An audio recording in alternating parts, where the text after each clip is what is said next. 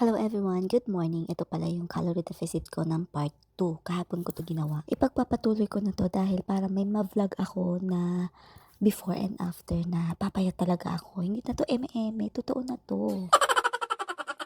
Itong ginagawa ko na to, bago ko gawin, ay nag-search muna ako kung ito ba ay healthy. Yes, healthy po itong ginagawa ko, lalo na kung high cholesterol ka or high blood pressure or sugar, mataas na sugar.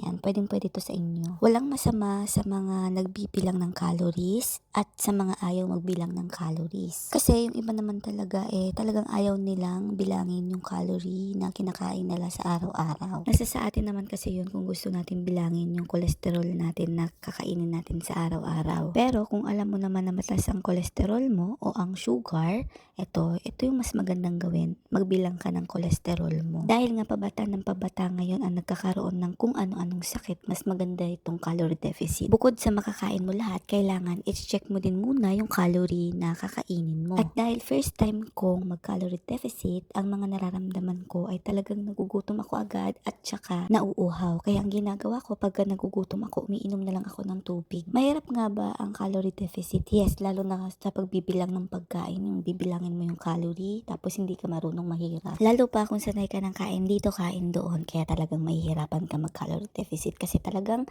literal na magugutom ka at sasakit yung ulo mo. Disclaimer lang po sa may mga anak na kagaya ko, hindi porket sumakit yung ulo mo ay binat na. Hindi po ibig sabihin nun ay effective yung ginagawa mo. Kasi alam ko po talaga na pagka na late ka kumain, ayun talaga yung binat. Pero kung hindi naman yung binat. Tsaka yung ginagawa mo, calorie deficit, ibig sabihin, kumakain ka pa din kahit na nagda-diet ka. Sa calorie deficit, hindi talaga nawawala ang rice kasi importante naman talaga sa atin yung rice. Pero dapat, bago tayo kumain ng rice, alam natin kung ilang calories yung kakainin nating rice kasi ito yung pinakamataas na calories, yung rice. Yung coffee naman po ay nakakatulong yun para lagi kang busog. Wala naman pong problema kung hindi ka magkape. Sa inyo naman po yan. Tsaka kung magkakape ka, dapat wala ng sugar or added coffee mate para naman balance lang yan. Talagang black coffee lang. Dito sa video na to, tinitimbang ko na yung pagkain ko para sa lunch. Sa totoo lang po, dahil nga po, second time ko mag-calorie deficit, nahihirapan ako magbilang ng calories.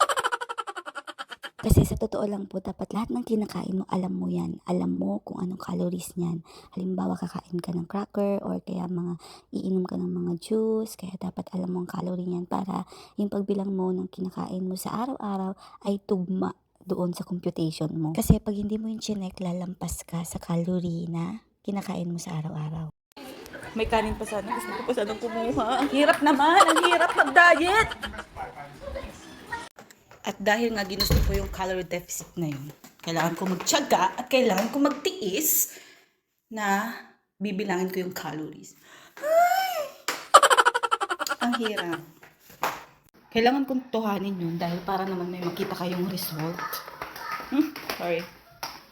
Kahapon, di ba nga, nag-start ako ng calorie deficit na yan. Nahihilo ako.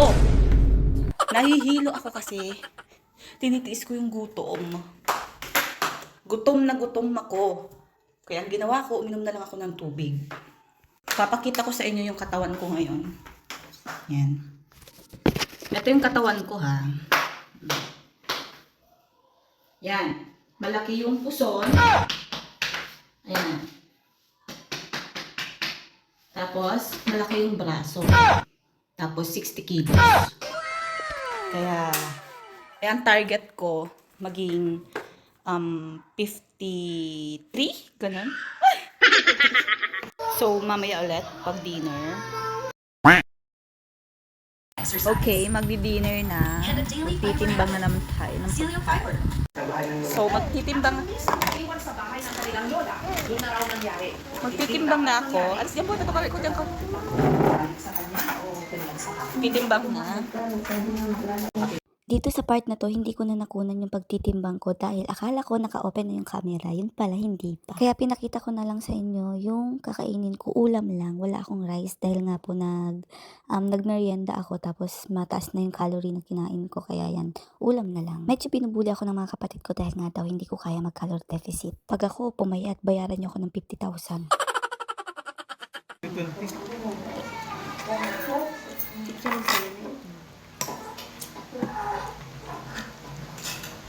Diba?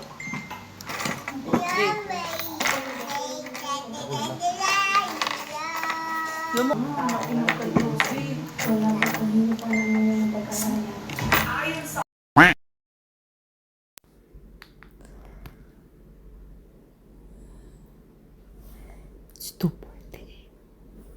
Nakaramdam na ako ng gutom. Gutom na ako. Gumising ako ng 2:48 ganyan. Yung pinakita kong video nung una. Tapos, ngayon yung oras ay 3:26. Nagugutom na ako. Yan. Sige, pagpatuloy mo yung ano ngayon?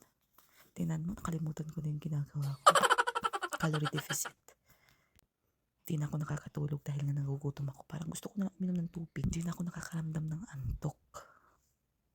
So, yun lang naman. Sinashare ko lang naman yung mga nararamdaman ko sa inyo. May part 3 pa to. Titignan ko kung kaya ko talaga yung calorie deficit na yan. So, yun lang. Thank you for watching. Bye!